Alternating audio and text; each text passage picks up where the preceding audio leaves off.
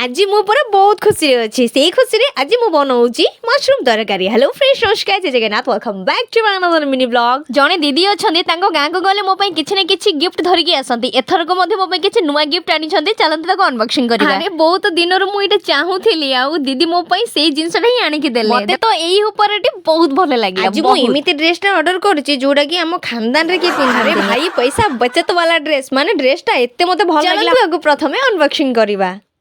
जेहेतु मोर skin tone टा black अच्छी तो मुझे लगी पर्पल कलर ऑर्डर कर। फ्रेंड्स ये रहिला मोर फाइनल लुक।